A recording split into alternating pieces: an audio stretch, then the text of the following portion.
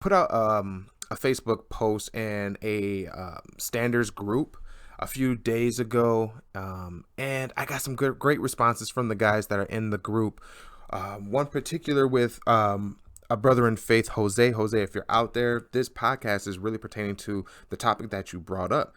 And you guys, the topic that he brought up is maybe something that not a lot of people may have gone through, but enough people to bring up in today's podcast. And so if you don't mind, Jose, I'm, gonna use the topic request that you gave me. And that one was feeling like or believing that you were not valued as a man. That you were not valued as a man. And so the things that can happen when you don't feel valued or you don't value yourself. How does this lead to standing for your marriage? Well, when you're undervalued or you feel undervalued, first of all, like I believe that your feelings are extremely powerful, and sometimes they trump logic in your mind. They trump the way that things may actually be versus what they're perceived to be based off of how strong those feelings are. Not being valued as a man. What happens when you're not feeling valued? I can't really speak for everyone else. I can really only speak for myself. If I feel like I'm not being valued as a man, I could tell you that it's my word in my home is not respected. The work that I do is not respected, is not recognized, is not appreciated. My presence, the things that I do, which if, for the ladies out there, if you're not quite sure if your man loves you or not, just look at his actions. His actions will tell you how he feels about you. A man is based, we share a lot of great and wonderful 11-letter words and all that other stuff, showing off our mental flexion and strength and capabilities and all that.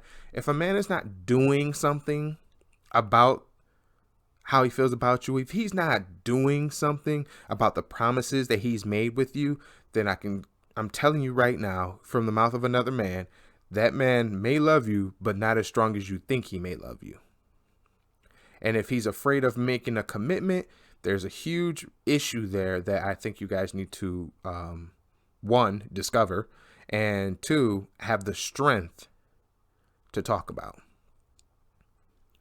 When you're undervalued as a man, it almost feels as though there's nothing else that matters in the world.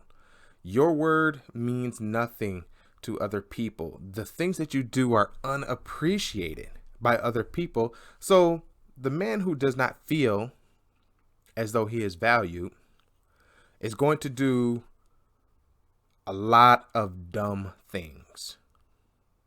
A lot. Because when you are not sure of what it is that you want to do, when you're not sure that anything you choose to do will have any impact on yourself or your loved ones, you are left with wondering, well, what can I do? What should I do? How should I do it? When should I do it? Does it even matter? Will it matter what I do? And then the enemy finds you. Not that you went seeking him. You allowed that type of thinking to lure you into the wilderness for the enemy to find you. Why do I say that, Ty? Why my thinking and my feelings lead me out into the wilderness? I'm going to tell you, because you have lost direction because you gave the compass of your life to another human being. You've taken what you should have known to be the way through your own life by having God as the head of your life, right? Having God as the head of your life, or maybe a lapse in memory that God is the head of your life, because, there are a lot of men who are devoted who still do what they do and are going through things that we're going through as well. But a lapse in your memory has led you to the wilderness. And you have lost all sense of who you are as a man, as a provider, as a hunter, as a lover, as a king. I don't go around calling men kings. But if you could take that word and break down what it is, or what kings do, not what they are, because, men are not really kings. But if you can take down what you can add into your own repertoire, what is it about being a king? What is it about being a man? What is it about being a real lover, a real provider for your family? Well, that's doing things that other people don't want to do. Not that your wife or your woman or your girlfriend or your partner can't do the things that you can do. It's that they don't have to. And they shouldn't have to. Because you're the provider. Society tells you that a man is not allowed to show emotion. That if he does, then he's probably homosexual. Which is false on both counts. The homosexual men, they're still men at the end of the day. It doesn't matter what their sexual preference is. They're men at the end of the day. You're a man at the end of the day. You have emotions. You're human just like everybody else. You experience the full range of emotion and the full range of doubt and the full range of self-reflection that any woman or child on this earth will experience. So, to feel undervalued as a man means that at some point it was time for you to man up and speak up. The enemy knows you have the strength to speak up. He knows what you were born with, what natural abilities God has sent you to earth and you are personally endowed with. He knows that. So what happens? Well, if the enemy can change the way it values its men, can change the way that society values men, and drown out our voices, it doesn't matter how powerful we are, because no one's listening, no one's looking, and no one respects what a man is. And to a certain point, we have to own up to that, because men for many years have always tried to be not just a man. We want it to be the man. We want it to be the alpha. And I even hate saying that. We want to be the alpha. We want to be this. We want to be that. The next man home can't be bigger than ours. The next man can't make more money than us. Hell, our kids and our wives can't live a better life than we're living. Because it all starts with us. And that's what the enemy wants. He wants you to look at you, and he wants you to look at yourself and consider yourself the epiphany of all creation, and that all things revolve around you. And if your life isn't right, no one else's life is right. Nothing can ever happen the way that it should happen, the way that it could happen, the way that you worked for it to happen, and then what God has graced you to put into your life.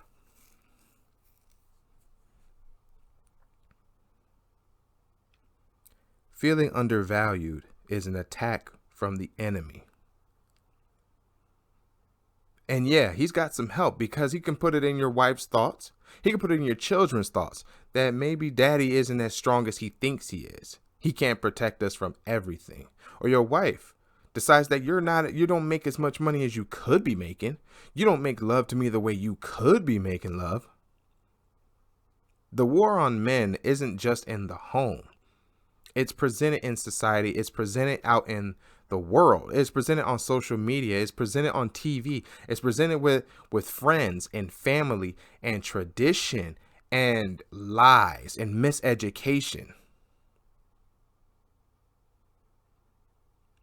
The enemy has put what it is to be a man in a box. And the same box that makes you feel important is the same box that will make you insignificant. Because if we know what you're capable of and what you're proud of, then now we know what it takes to destroy you.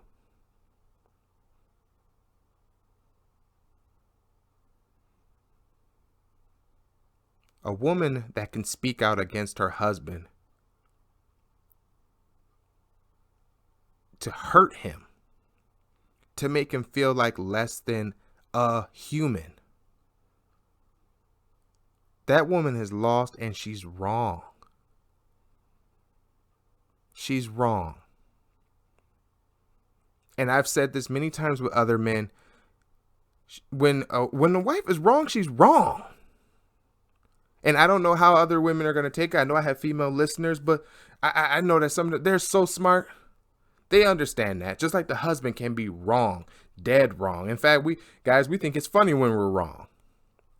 It's expected for you to be wrong when it comes to your wife. They teach you all the time. What do they say? You say, I'm sorry, honey, you're right. You want a happy marriage? You learn to say, I'm sorry, you're right. But what if it's unwarranted?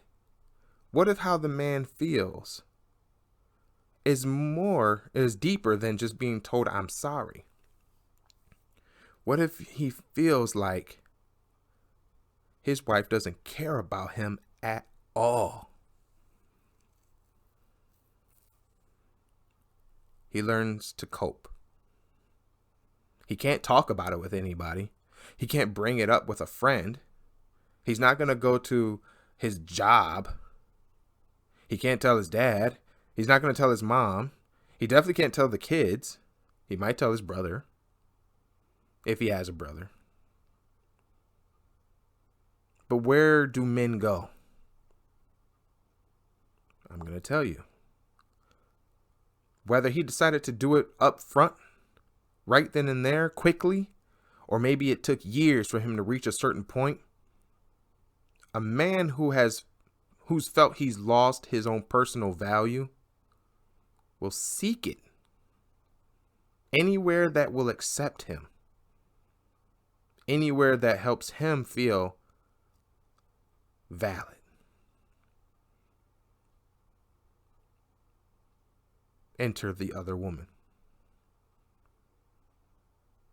Men cheat for many reasons. I'm not even going to sit here and list them all. There are many reasons that people, not just men, people cheat for a lot of reasons.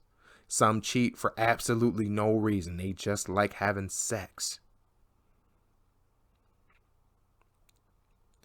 But for a man who felt like his value has been diminished by his wife, who may be contributing to, by using her words and her actions to make him feel like he is nothing, any woman who gives him 5 minutes of attention, who even dares to go a little bit deeper with how he feels and ask a good question. It's the same thing for women. You feel like that other man, that other woman cares about you because just for a little while, they put all their focus on you. Women can understand this probably better than guys can because women go through it more. Even if a woman is happily married. I don't know if you're listening still, ladies, if you're out there, do you or can you tell the difference between a guy who wants to be your friend and a guy that wants to sleep with you? Can you feel the energy? Can you tell the approach and the difference? Can you tell when a guy has lost interest because you've shut him down?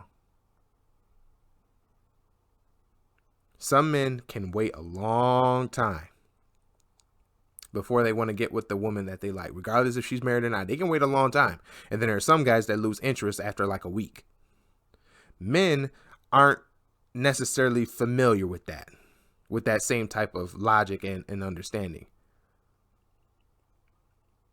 So when a nice woman, or seemingly nice, gives us attention, gives the undervalued man attention, because I ain't owning that, he takes it. It's easy for him. It's borderline lazy, but it's easy for him. Because it's not about if his wife hurts his feelings or not.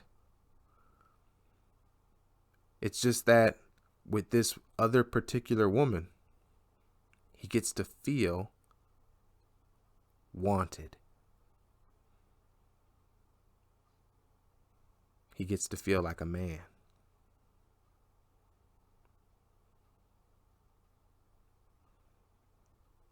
The undervalued man and the actions that he chooses, especially if it comes down to infidelity in a marriage, he's wrong. And he knows it.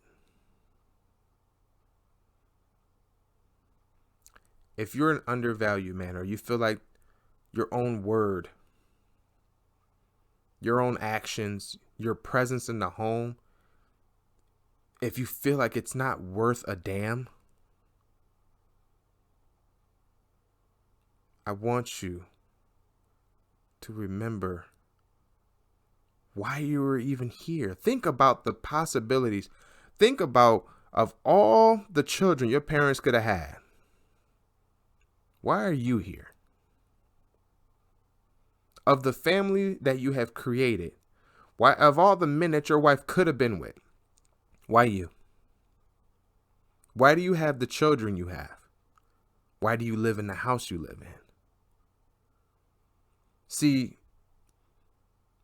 the value, or how you feel about your own personal value, that's coming from you. Your wife could be hard-headed. Maybe she has a hard time loving people. She might have her own history as to why she does the things that she does to the men or man in her life. And she has hurt your feelings, and I'm not discounting that. But if your life, if you forget all the things that you've done and been through and have gotten through with God's help, to the point where you now feel like in your marriage, you're not worthy, then it wasn't your wife who is making you feel undervalued. It's you. You allowed it to go on for too long, and you undervalued yourself. Undervalued man, I am speaking to you. Above all else and before anything else, you're not a man. You're not simply a man. And you're not the man. You are the man of your home. You are the man in your marriage. You are the father for your children.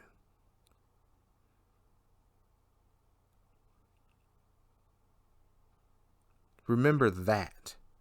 That's who you are. You do have a role to fulfill.